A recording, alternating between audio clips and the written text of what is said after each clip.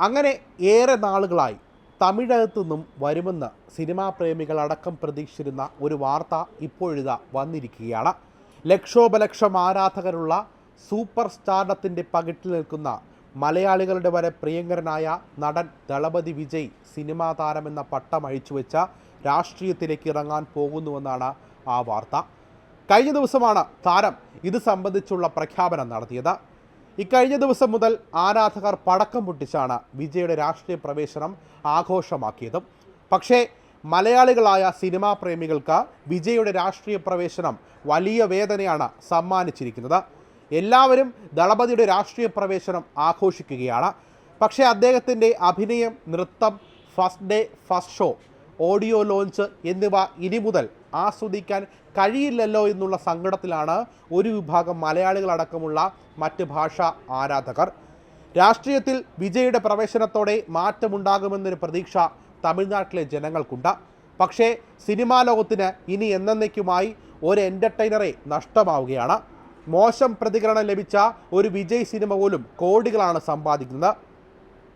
ഓരോ ദിവസം ചെല്ലുന്തോറും സ്റ്റാർ വാല്യൂവിൻ്റെ കാര്യത്തിൽ വിജയ് ഉയർന്നിട്ടേയുള്ളൂ. അതേസമയം പാർട്ടി പ്രഖ്യാപിച്ചുള്ള വിജയുടെ പ്രസ്താവനയിലെ ചില കാര്യങ്ങൾ ഇപ്പോൾ സോഷ്യൽ മീഡിയയിൽ ചർച്ചയാകുന്നുണ്ട്.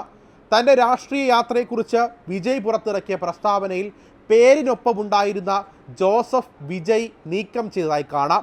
ഇതിന് വിജയുടെ പ്രസ്താവനകളെല്ലാം ജോസഫ് വിജയ് അല്ലെങ്കിൽ CI വിജയ് എന്ന പേരിലായിരുന്നു.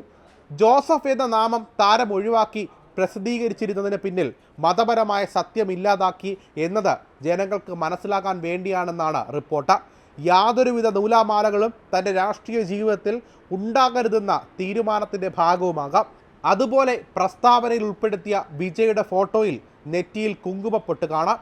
ഇത് സംബന്ധിച്ചും വിജയ് ആരാധകരുടെ ഇടയിൽ ചർച്ച നടക്കുന്നുണ്ട്. പക്ഷേ പ്രസ്താവനയിലെ ഫോട്ടോ ലിയോ സക്സസ് മീറ്റിൽ വിജയ് പങ്കെടുത്തപ്പോഴുള്ളതാണ്. പാർട്ടി പ്രഖ്യാപിക്കാൻ വിജയ് ഫെബ്രുവരി 2 തന്നെ തിരഞ്ഞെടുത്തതിനെക്കുറിച്ചും പല കഥകൾ പ്രചരിക്കുന്നുണ്ട്.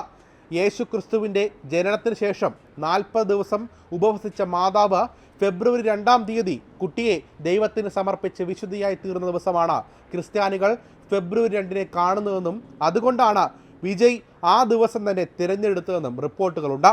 ഇതിൽ എത്രത്തോളം സത്യമുണ്ടെന്നതും വ്യക്തമല്ല. തമിഴക വെട്രിക്കഴകം എന്നാണ് പാർട്ടിയുടെ പേര്.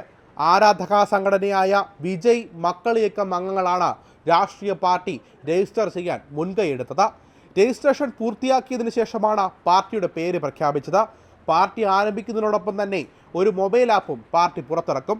ഈ ആപ്പിലൂടെ ജനങ്ങൾക്ക് പാർട്ടി അംഗമാവാൻ സാധിക്കും. 1 കോടി ആളുകളെ പാർട്ടി അംഗമാക്കാനാണ് ആദ്യഘട്ടത്തിൽ ലക്ഷ്യമിടുന്നത്.